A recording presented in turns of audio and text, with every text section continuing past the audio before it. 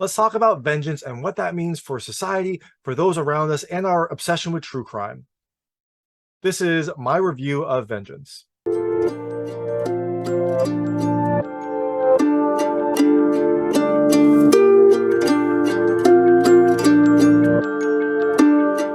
Hey everyone, this is David Stark from Watch or Pass, and I'm talking about Vengeance, which comes to theaters on July 29, 2022, and is written, directed by, and stars BJ Novak, who you know from The Office. Now, I didn't really know what to expect, but let me tell you, I loved it. Now, despite an ending that was a little bit over the top and a little disappointing, I just loved this overall journey. The film has a really great comedic style, has really, really fantastic writing, and a bunch of really fun characters. And overall, I just loved it. It's a classic story where maybe like a lot of podcasts and maybe like a lot of the things it's imitating, the destination is not really the high point. The high point is just kind of like the journey that you took along the way. And this film has a fantastic journey. So I'm gonna tell you a little more about the film, a few things I liked and a few things I didn't like. In Vengeance, you have Ben, played by BJ Novak, who is this kind of New York writer. He's trying to kind of like become this big time writer. He's trying to break into circles, and he's also trying to get a podcast because look, everyone knows podcasts are so hot right now. Everyone wants a podcast. Everyone wants a hit podcast, and Ben is hoping to get one. Now he gets this kind of surprise when someone that he met that they hooked up a couple times in New York, Abilene, she unexpectedly dies, and he gets a call from Abilene's family saying like, "Hey, this is a terrible story. Your girlfriend has died." And Ben's like, "I don't know what you're talking about." And they're like, "No, Abilene has died. And her funeral is on Friday. You should come out. The whole family wants to meet you. We know how close you were." And so Ben is a little shocked, but he sees this as maybe an opportunity. I think he wants to make sure he doesn't want to disappoint the family, but he sees this as an opportunity to maybe make a podcast about this experience, about Abilene, about the funeral, and then maybe, what happened to her and how she died. She died under kind of mysterious circumstances. So Ben takes the show on the road. He goes to Texas, very out of his element. So while he's there, he gets to know the family, learns a little bit more about them, learns a little bit more about himself, but also starts to get in danger as he goes deeper and deeper down this rabbit hole.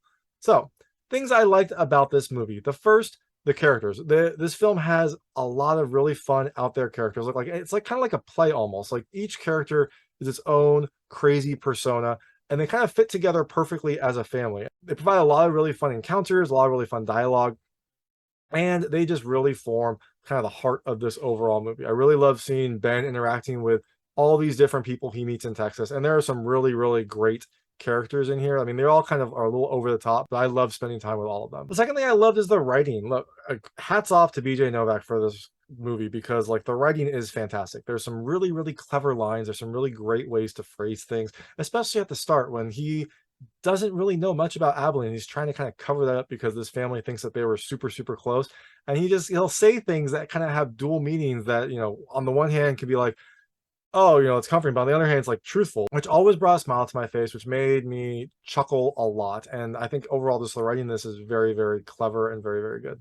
And kind of along that point, the third thing I love is the humor. This is a dark comedy, and look, in any dark comedy, you have to have really good humor, and this movie has it. There are some very, very funny scenes, especially with Ben kind of being out of his element, with Ben interacting with this Texas family, and some of the things that they say to each other and say to him.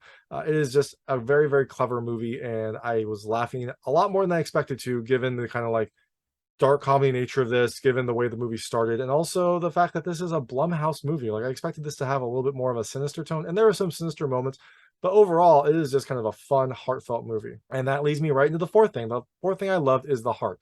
It kind of starts off like a true crime investigation, and there are some moments that are tense, some moments that feel sinister, but overall, this is just a really wonderful coming of age film that has Ben learning more about this family and more about this life that Abilene had, and also maybe a little bit more about himself. I really love the overall focus that this film had on like the greater themes of love, family, and friendship. So things I didn't love as much. The first, there's a turn partway through that is critical for the story, and it's a good turn that happened. I didn't love some of the characters' reaction to it. It felt a little bit too much. It felt like after everything that they'd all been through, the reaction was a little bit too extreme. Now I understand that some of the characters were a little bit upset by this turn that happened, but to me it just felt like it was trying a little too hard to move the story in a certain direction. And that also leads me to the second thing I didn't love. I didn't love the ending. And this is one of those rare movies where I didn't love the ending, but I love the journey so much that it was fine. The ending of this movie feels like it escalates very quickly and kind of comes as a surprise. I think they wanted it to be this culmination of things that were happening. But to me, it felt out of left field and it felt like a different film than what we had been watching up until this point.